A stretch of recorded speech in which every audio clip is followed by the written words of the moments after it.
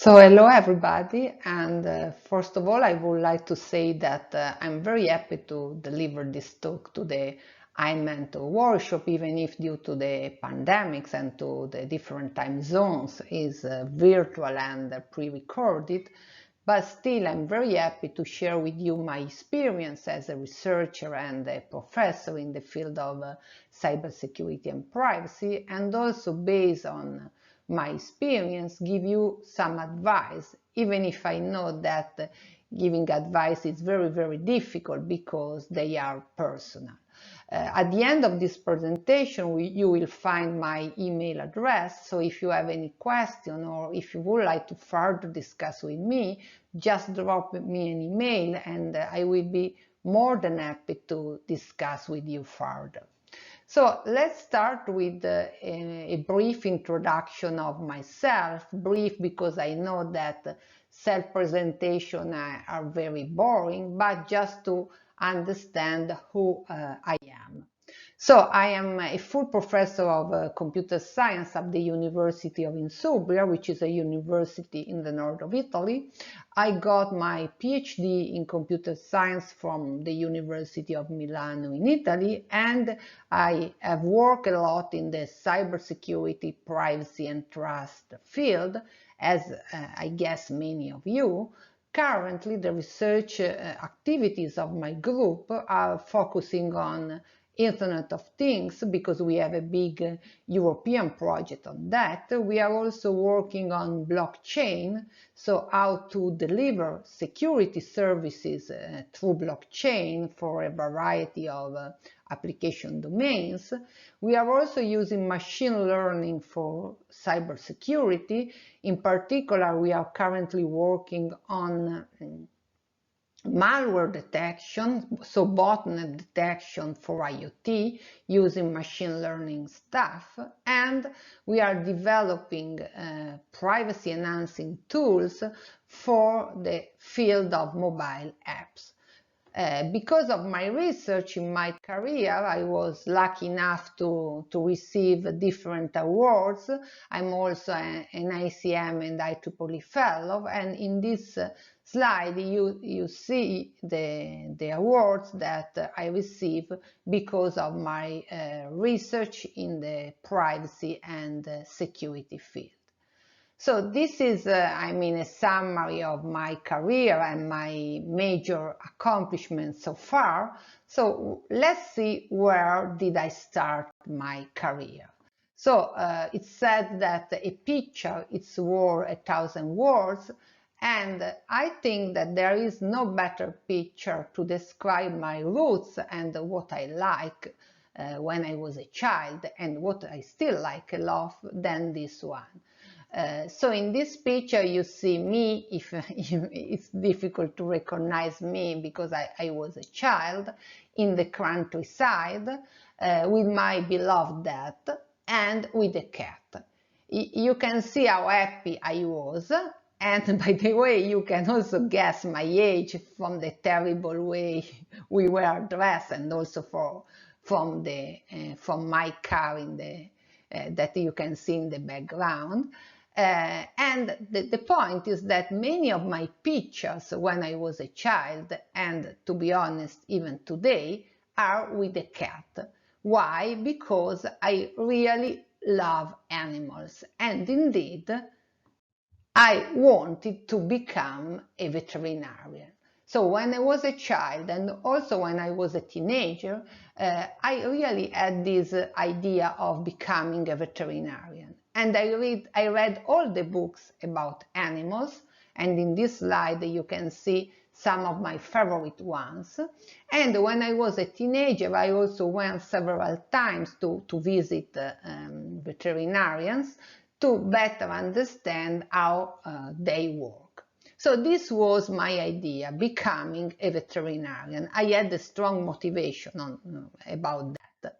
And then what's happened? 1 month before enrolling in a university, I completely changed my plan and I decided to study computer science.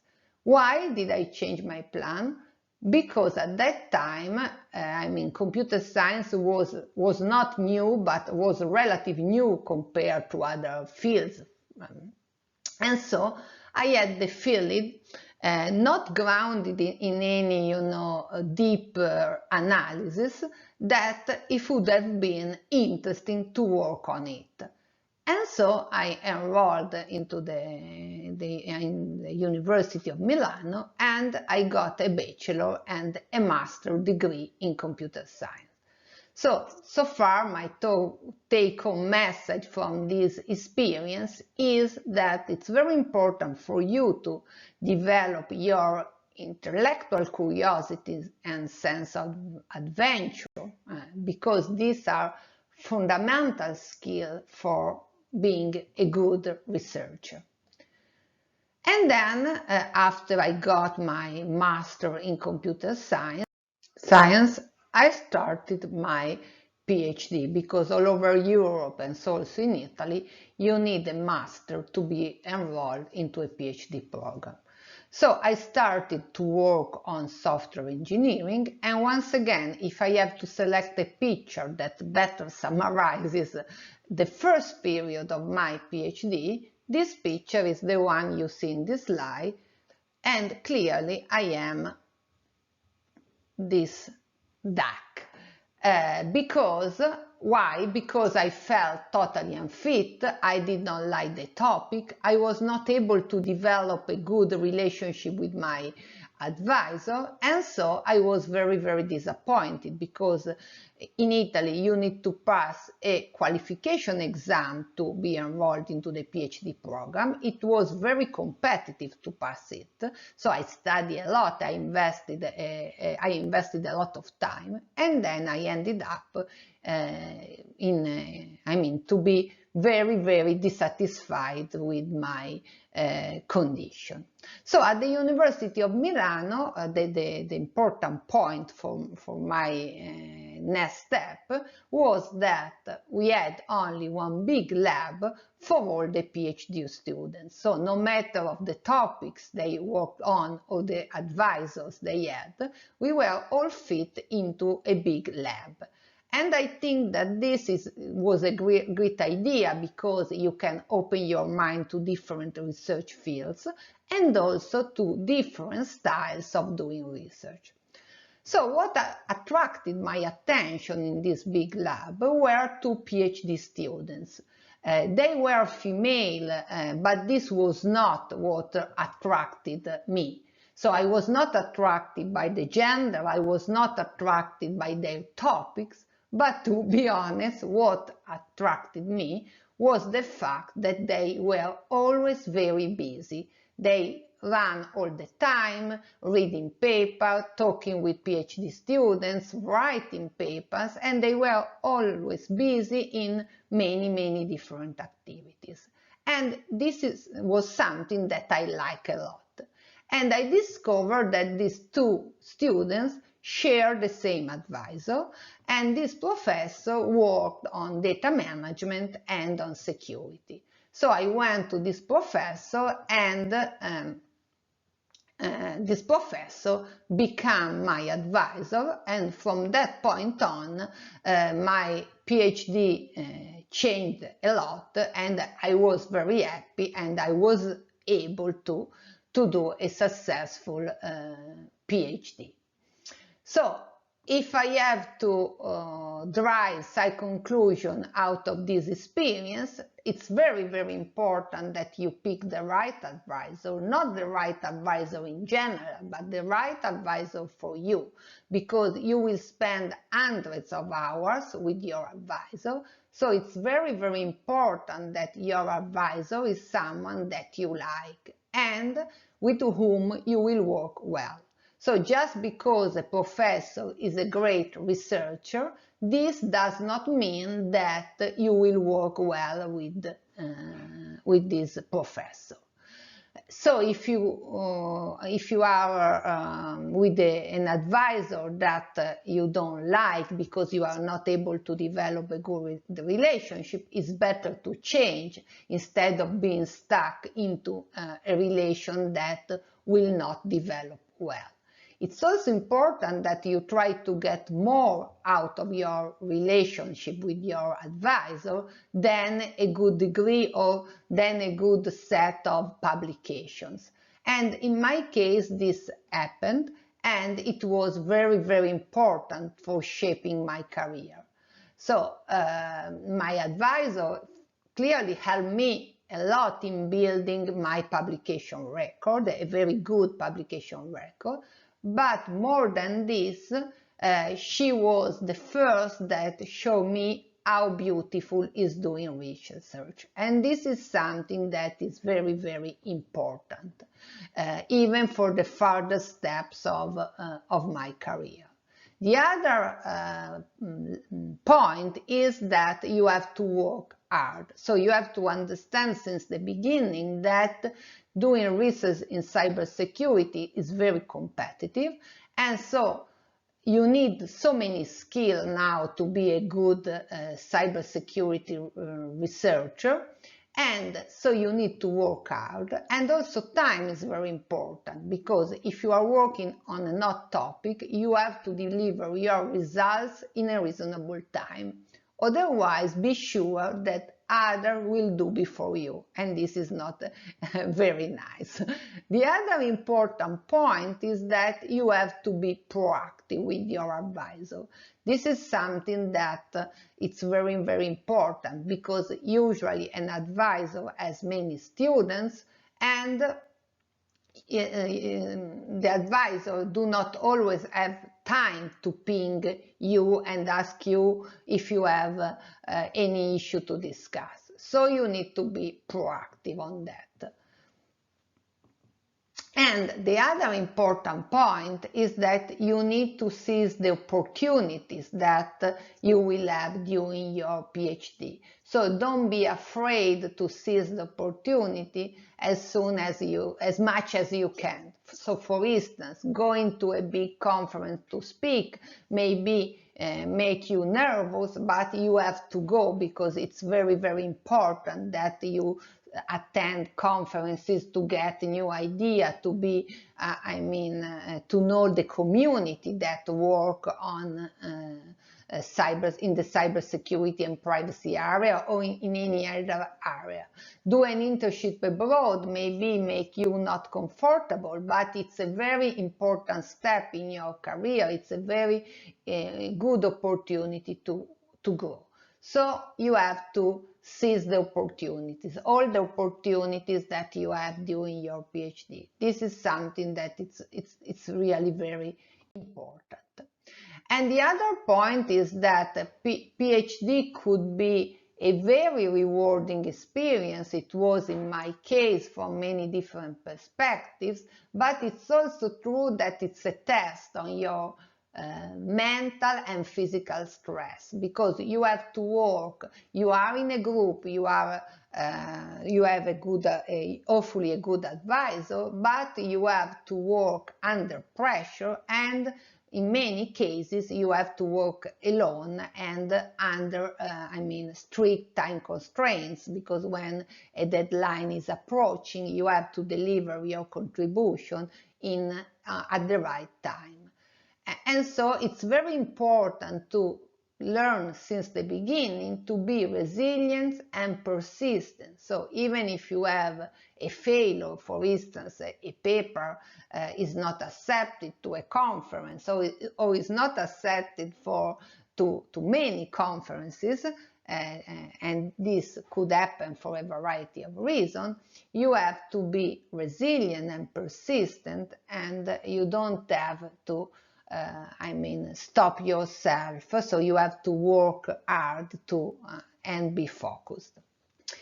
Also, role models are very, very important when you are young, so when you are at the beginning, when you are a PhD student, but are also very important during all your career. And this is a picture of myself with two of the organizers of the iMentor workshop, Professor Elisa Bertino and Professor Bhavani Turaisingam. This picture was taken at the banquet of ACM CCS in Cannes and in France. And so you see two of the organizers of the iMentor workshop, and Professor Bertino was my PhD advisor, so I have to admit that I was very fortunate to have her as an advisor, but don't forget that she was not my first advisor. So I went to her to ask her to become my advisor. And Professor Bavani, that was my mentor, and now it's one of my best friends during all my career. And so it's really very, very important to have role models, because if you can see it, you can be it. Otherwise, it's very difficult to imagine yourself as a professor or as a top researcher if you don't have models to get inspiration.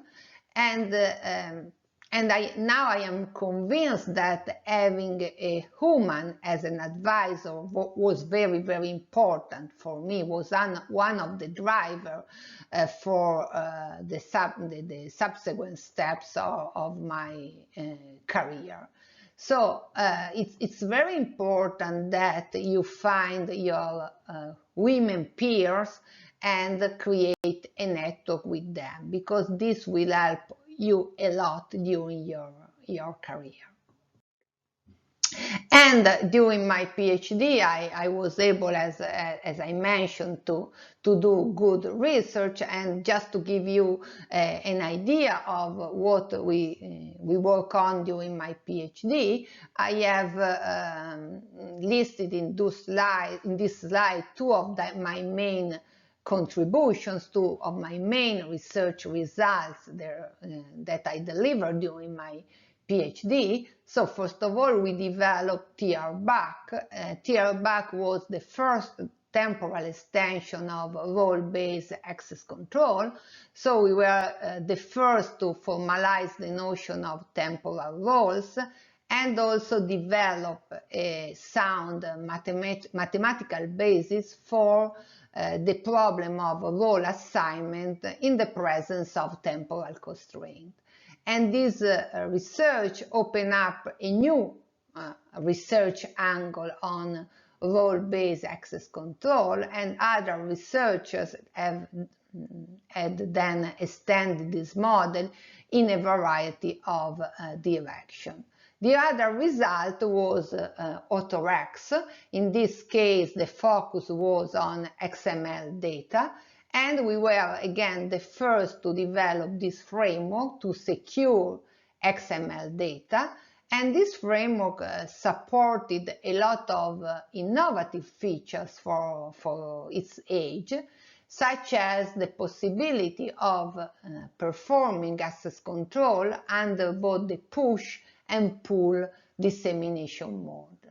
And this framework has inspired a full line of research and also many policy language standardization efforts. So my PhD was very rewarding in terms of research results that we obtained.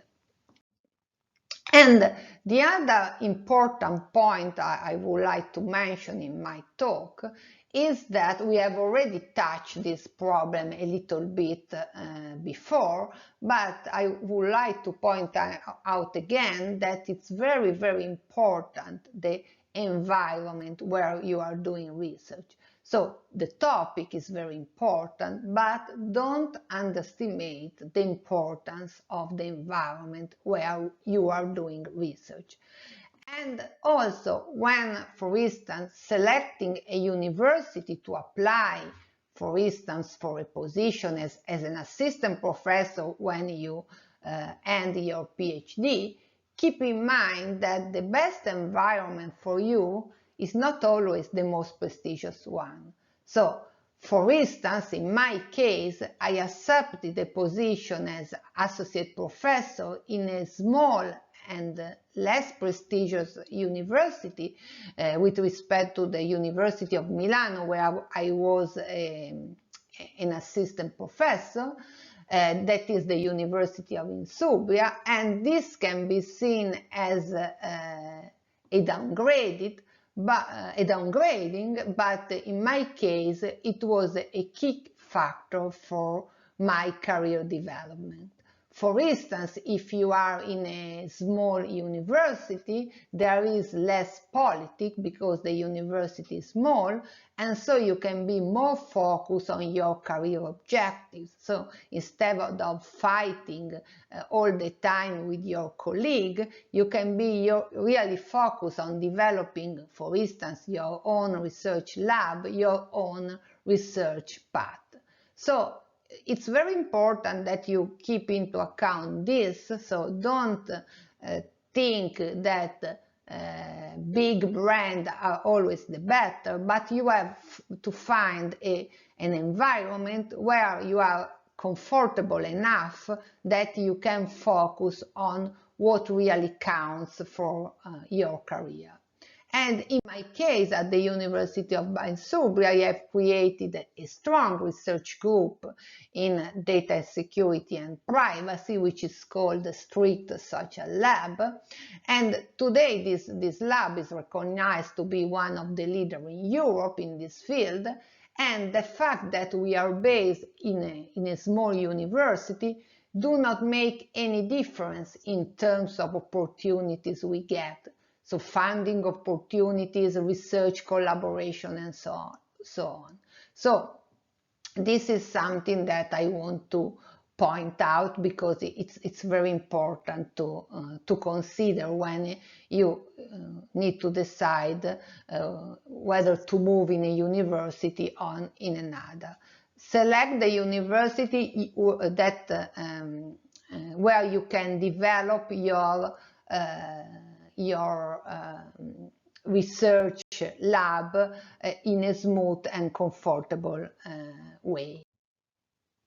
And then, so we have talked about the right environment, the right place, we have talked about the right people, so for instance, the right advisor or the right research group, but also time, it's very important. So it's important to be in the right place with the right people, but it's also important to be there, so to work on the research, on a research topic at the right time, because this can really make the difference. So if you are among the first to work on a research topic, probably you have more opportunity to deliver research that will have an impact on the research community.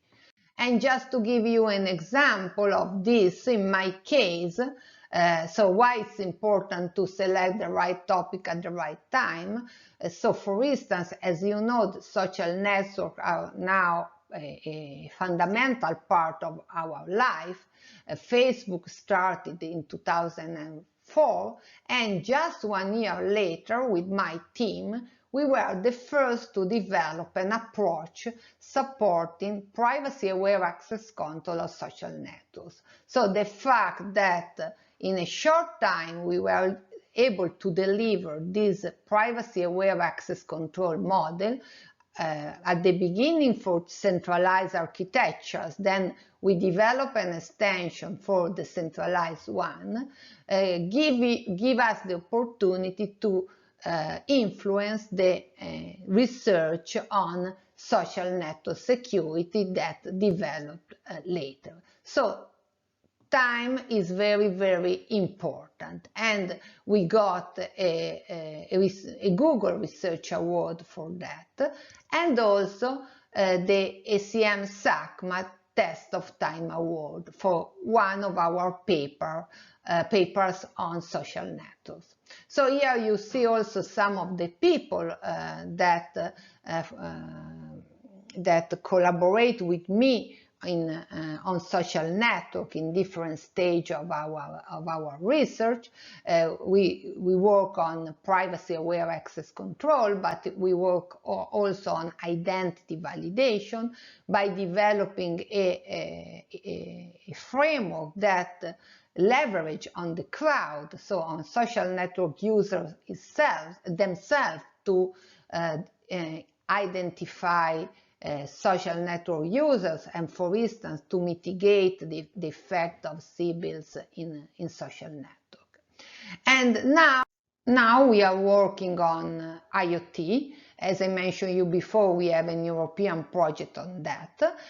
We are working on a variety of topics ranging from privacy-preserving real-time analytics to malware detection. Malware detection it's a very important topic in the IoT field because IoT devices, they are very heterogeneous and usually they are not provided by strong security mechanism, and so it's important to detect as soon as possible malware that spread in an IoT network. We are working on mitigating the privacy risk connected to installing mobile applications, and we are also using blockchain to deliver security services for different IoT application domains.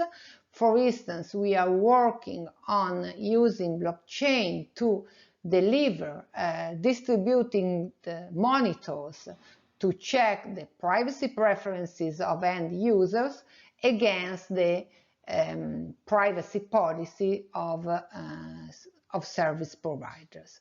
So even in the case of IoT, it's important to select the right topic, but it's also important, once again, the time. So how long will it take to deliver a research result? Maybe because I worked on temporal constraints during my PhD thesis, I'm still very sensitive on the time dimension of doing research.